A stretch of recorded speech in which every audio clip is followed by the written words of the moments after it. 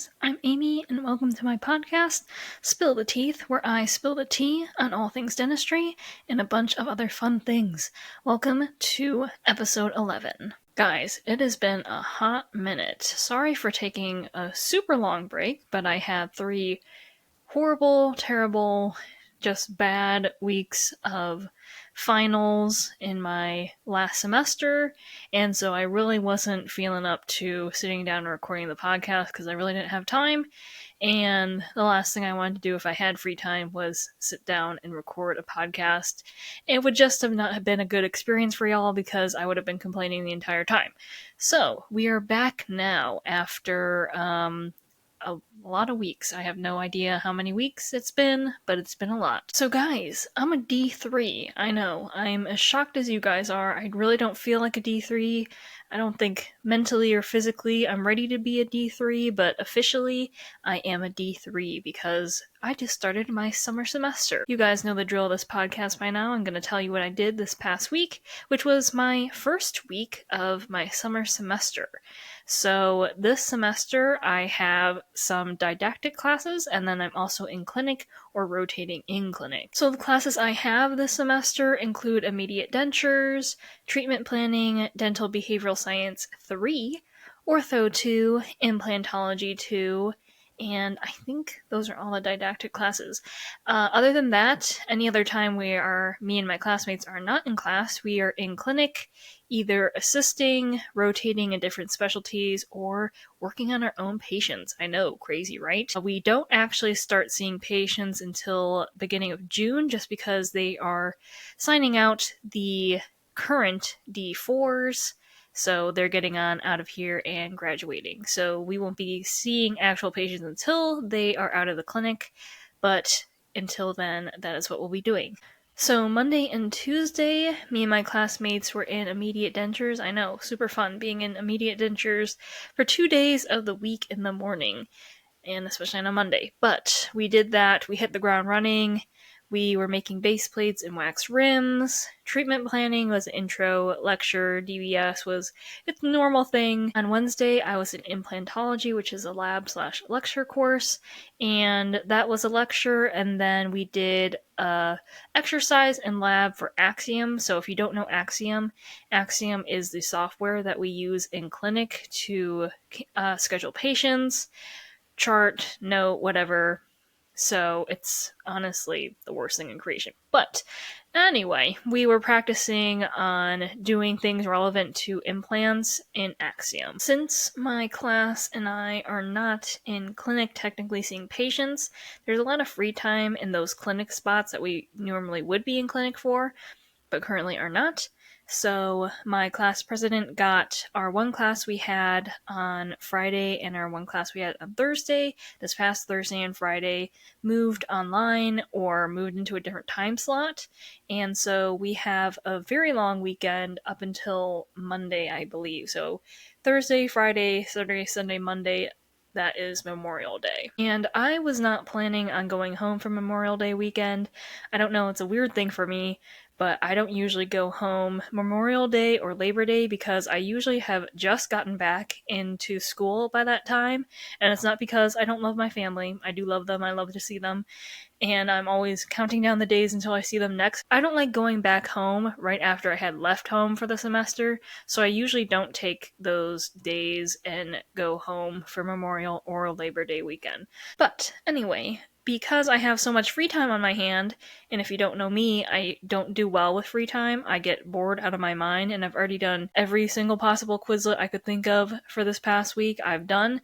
So I've been pretty much sitting around at my house, the one that I live at down here, and spending way too much time on Instagram. So I'm like, well, I can always voluntarily assist in clinic because even though we're not assigned patients or assigned in clinic, we can still assist the current D4s and the exiting D4s on their stuff that they're working on in the summer. So this past Thursday afternoon, I was in clinic, which was actually cool because I got to do a buccal infiltration, which I haven't done since the last time I was in stab lab. I don't know if I did an episode covering that, but I had a stab lab in my last semester, and so I got to do it on an actual patient and not one of my classmates. So that was cool. And then Friday morning and afternoon, I also assisted as well. So that kind of leads us into a good segue for the hot and not for this week. The not for me was dentures, and it's not that I hate dentures.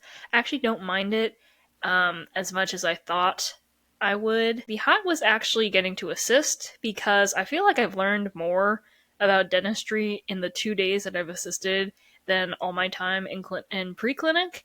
I got to do a buccal infiltration, I got to see operative, I got to see a peds exam, so that was pretty cool. And it's just learning a lot from the students that have actually been doing dentistry for the past year. So I was assisting the current D4s now, the students going into their last year of dental school, and they were telling me tips and tricks. And then there was a faculty member who was also telling me and the student I was assisting tips and tricks for a peds exam. Anyone out there that's listening who's a D1, a D2, or I guess a D3, I would say definitely if you have free time, which I know free time in dental school is hard to come by, and when you have free time, you kind of just want to lay face down in your bed and do nothing.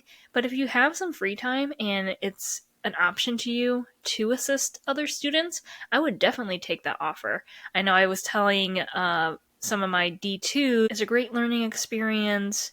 You're going to be in clinic anyway, so you might as well learn the ropes early on, and the students might even let you do some stuff. So, like I was saying, one of the students let me do one of the buccal infiltrations, so that was pretty cool. And I'm glad that I took that because I had an opportunity to do it when I was a D2 my fall semester, but I was like scared out of my mind. This was like coming a semester away from when I had first done Stab Lab, and I hadn't done it the second time, and he offered me a chance to do it, and I said no. But looking back at it, I wish I had said yes, because it was a great learning opportunity, and the student is going to watch you and make sure you don't do anything wrong, so it's not like you're unsupervised. But I was just really scared at that point, and I'd just been back in clinic for a little bit, so I said no. But when the student this past Thursday offered to let me do the buccal infiltration, I really didn't want to do it, but I forced myself to say yes, because it's good to do scary things and things that make you uncomfortable, because that is ultimately the way that you're going to learn. To remind me and you that I'm a human outside of dentistry and teeth are not my whole entire life,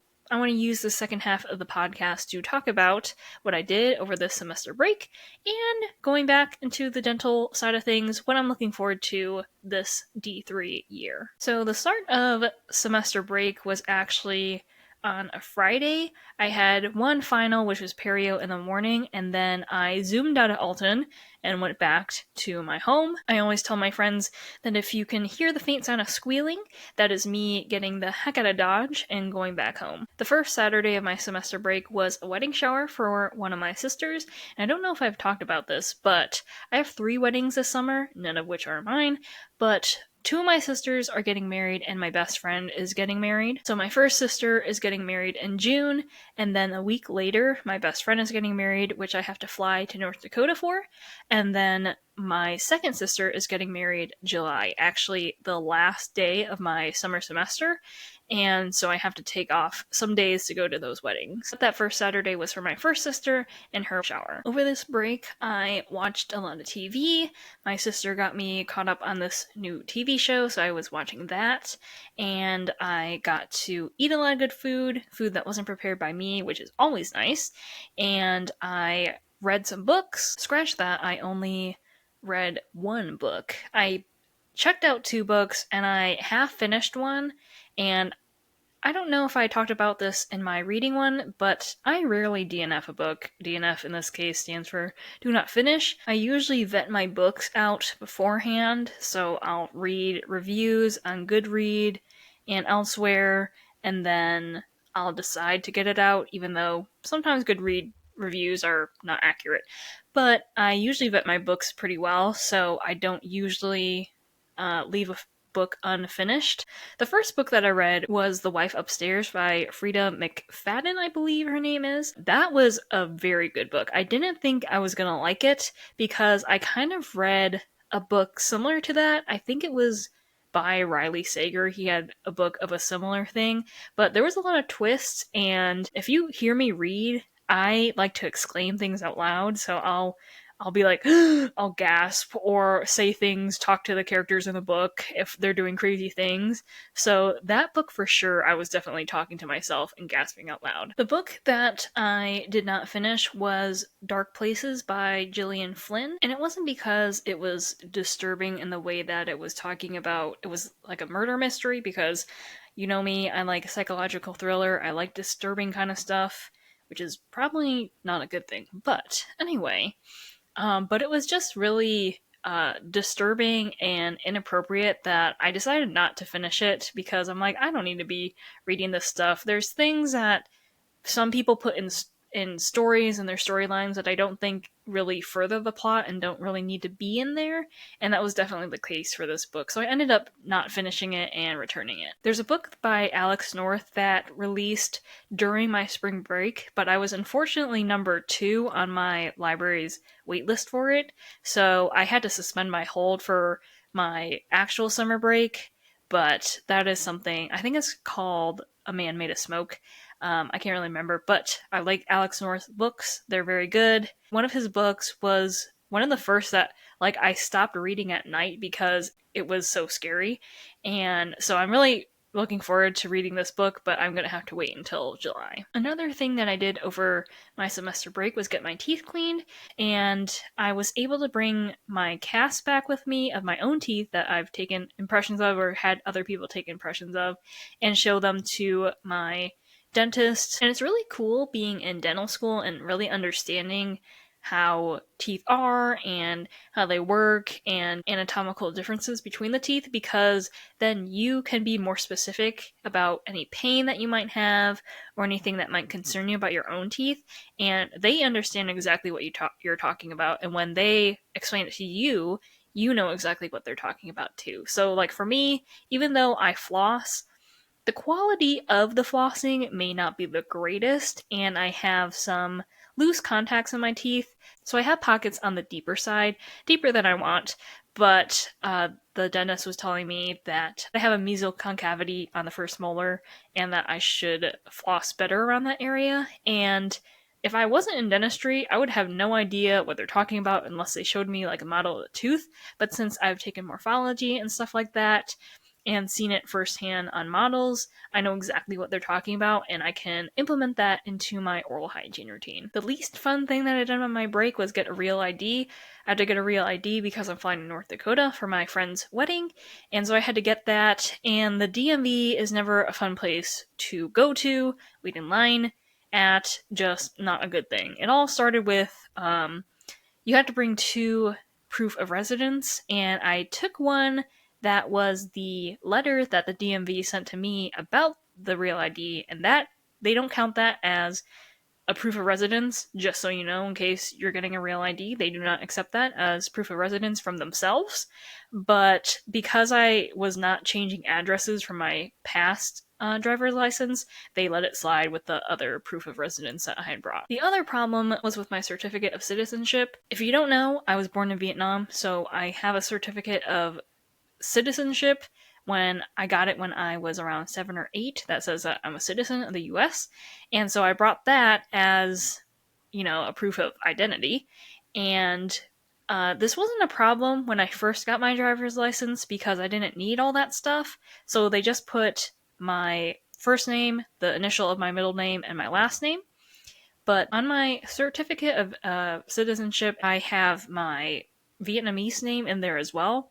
And so because they were drawing from that, and instead of my license, they were trying to put my middle name plus my Vietnamese middle name onto my driver's license, and it was too long, so they had to slice my Vietnamese middle name up. So there's only the first part of it, which, if they had asked me, I would have just said, leave it off. And then they were trying to input information from my certificate of citizenship, and the woman, I guess, was putting in the numbers wrong for the longest time. And so I had went with my dad, and my dad got out of line faster than I did, and it was just like me at this processing desk getting this done, and then her realizing that she wasn't putting in the numbers correct. So that was not a fun experience. But I have my temporary, and I will get my real ID, hopefully before I fly to North Dakota. So that was all the fun stuff and not so fun stuff that I did over spring break. And now let's move on to what I'm kind of looking forward to or not looking forward to for this new D3. So obviously one of the biggest changes of being a D3 is that I see actual real life patients, and there's a part of me that is super nervous about treating real patients because up in this point, me and my classmates have been working on a mannequin which doesn't have feelings, doesn't have thoughts, doesn't have tongue, doesn't have saliva, all that jazz. Doesn't complain when I crank the neck 180 degrees. You get the gist. So it's just things that we never had to deal with working in preclinic for the last 2 years that we suddenly have to deal with. And again, when we do operative or fix, we don't ever have to numb the patient. Using water is not as important as on a normal patient when you're drilling. So yeah. But even though I'm nervous / scared for that, there's a part of me that's like just wanting to go in and do it just because this is the stuff that I wanted to do. This is why I want to be a dentist. This is why I went into dentistry, is to treat actual live human beings and their teeth. And so there's a part of me that is also ready and willing to jump in and do it. Even though I know I'm going to be scared, I know my confidence is probably going to tank, but I need to do better at doing scary things and being okay with being unconfident / scared, but also because I'm super hard on myself, as I've talked about in previous episodes, that it's okay to be nervous, but you just got to push yourself to do it. But you also need to be humble enough to know when you need to ask for help, because I have both problems where I am extremely unconfident and very hard on myself, but I also find it hard to ask for help from people. So I definitely want to be more confident in the skills that I have built up the last 2 years in preclinic, but I also want to realize my limits and when I need to say, okay, this is not something that I am going to be able to do myself, so I have to ask someone to help me. So like a professor or another student. But again, I want to be confident enough to know that I can do things and I can do them well. So yeah, a little tricky to balance being confident enough and not being scared, but also being humble enough to ask for help. And my class is split up into teams when we get to clinic, so we have certain professors on different teams, and I really like all the professors on my team, and the classmates that are on my team are really nice as well. Now that I have spilled the tea, it's time to leave y'all with some food for thought, and I guess in light of the things that I've been talking about in this episode is that don't be afraid to do scary things. Don't be afraid to roll your sleeves up, as it were, and get your hands dirty in someone's mouth in this case. The only way that we're going to learn how to do things and to get better at them is to do things that are scary for us and at sometimes fail at them. Hopefully it's not a colossal failure that ends up harming the patient. Obviously we don't want that. But a failure may be having to ask for help during the middle of a procedure, or, maybe saying, maybe I'm not ready to do this procedure yet. Yeah, you learn stuff when it's easy, but when you really have to pour blood, sweat, and tears into something, that really makes it stick, and you really learn a lot about yourself and the skills that you have. For me this past week, it was doing the buccal infiltration.